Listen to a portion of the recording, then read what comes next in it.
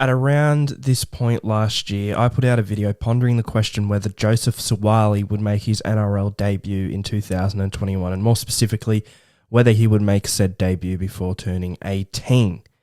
Now, typically, players are not allowed to make their NRL debut until they turn 18. But in March, a little after the 2021 NRL season started, the NRL passed an exemption allowing Suaalii to make his NRL debut before the age of 18. Now, this doesn't mean he was in the Roosters starting lineup the very next week, nor would he be for a little while. Actually making his NRL debut in round 11 of season 2021 in that infamous game the Roosters played against the Brisbane Broncos where they were shock losers. Suaalii actually wasn't the headline heading out of that game, which was a little bit surprising and shocking.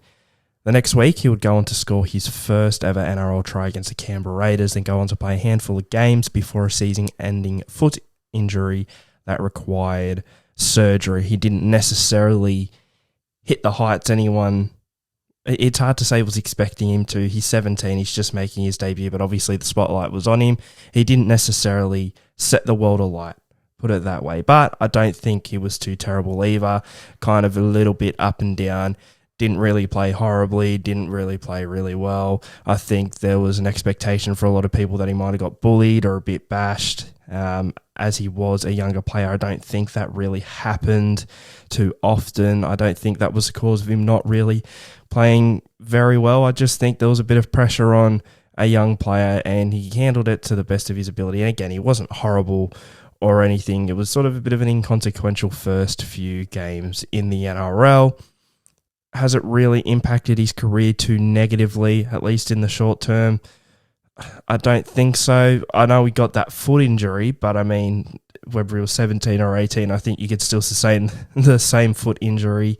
But what we're going to be doing today is we're going to be looking towards 2022 now and how Joseph Suaalii might feature into the Sydney Roosters' first grade plans and whether we'll see him play as much as we did in 2021, more, less, what's going to be happening with Joseph Suaalii in 2022. So we know that Suaalii eventually wants to be playing fullback or make a move to rugby union, something that nearly happened at the start of last year and sort of the reason why the Roosters sort of swept in and offered him the multi-million-dollar contract that they did.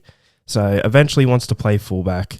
It's not happening for at least the next couple of years. We can say that for sure because he's behind James Tedesco, still arguably the best player in the NRL. So that's definitely not happening. And of course, the Sydney Roosters captain as well, New South Wales State of Origin captain too. It's just not going to happen for Suaalii. Will he be playing in the centres, the position that he predominantly played in last year? Well, I don't think so. This is if he is playing in the NRL. I think he'll probably play in the centres for North Sydney in the New South Wales Cup, at least to start the year. But ahead of him, he has Joseph Manu for one, who's just re-signed with the Roosters. Huge signing for them. You've also got Adam Keighran, who can play in a variety of positions, but sort of came into his own in the centres for the Roosters towards the end of last year. I feel like Trent Robinson will still put a little bit of stock into Adam Keighran as a centre, if need be. You've also got Billy Smith, he's just had the worst time with injury, but someone with a lot of hype in the centre position. Originally, the man who was going to replace Latrell Mitchell, going to replace Josh Morris at the end of last year, but got injured as well. It's just been a sad story for Billy Smith so far, but he's still at the club. He's still a centre, and he, I think, will still get another shot in the future. But they've also just signed Premiership winner Paul Momirovski from the Penrith Panthers, arguably now the best defensive centre in the NRL now that Josh Morris is retired. So you had the best defensive centre in the NRL. He's retired. What do? You get the next best one.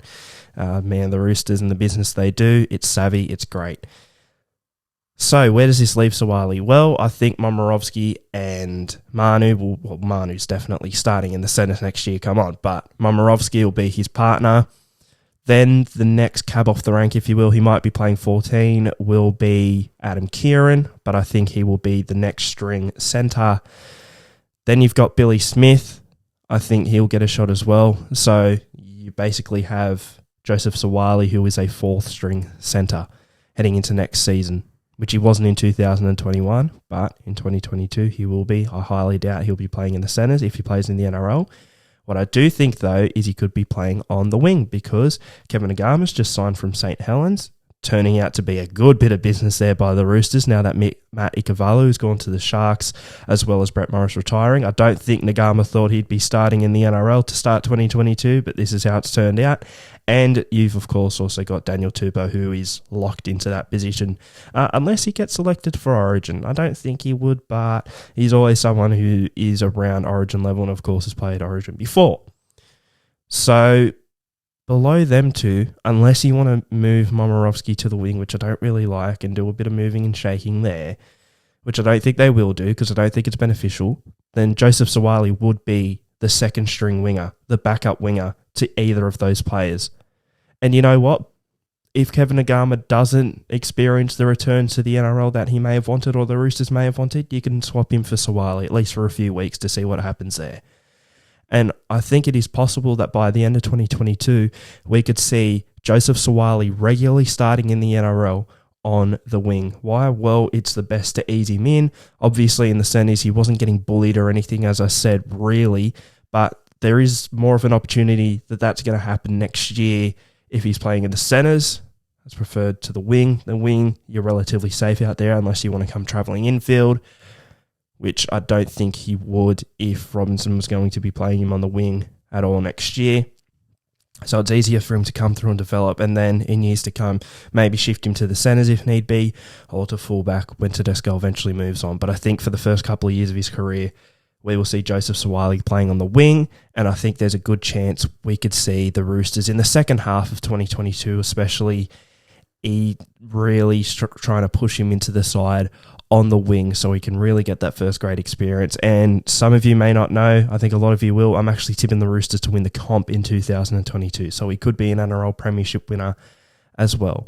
But anyway, I thought I'd get this video out because the one last year did pretty well and drummed up some good discussions, so it's good to sort of circle back and think, okay, well, here's how things turned out for Suaalii in 2021, but here is what we're thinking, I guess, for 2022. Anyway, I've been Oliver from Rugby League in My Opinion, and I'll see you guys next time.